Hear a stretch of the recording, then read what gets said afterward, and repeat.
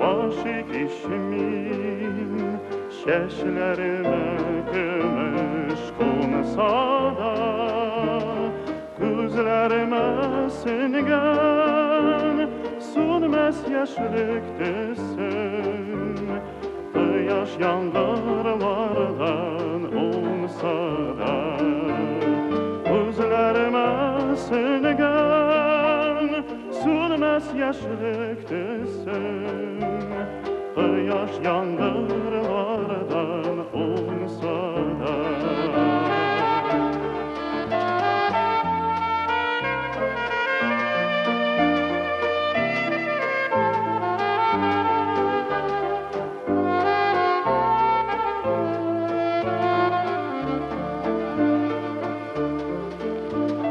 aşık işimsin var yüreğimde bir kalmadan hisler var gözlerimden yine belki seni görürsün menge olmay turgan düşler var gözlerimden yine belki seni görürsün menge olmay turgan düşler var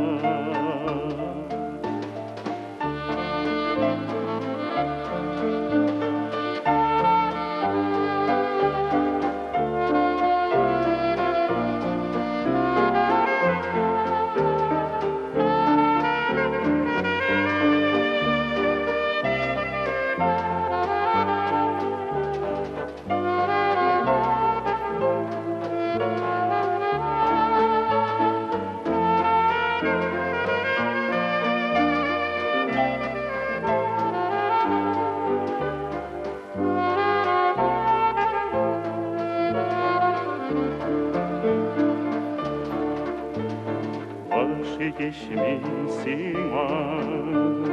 kurmuşsun mu ürpeklerin güne kurtarsın bir güne yazma mollu kuyulimne çeşek dolu başa gidersin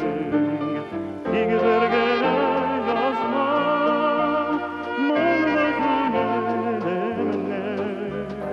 çeşek dolu akşam gidersin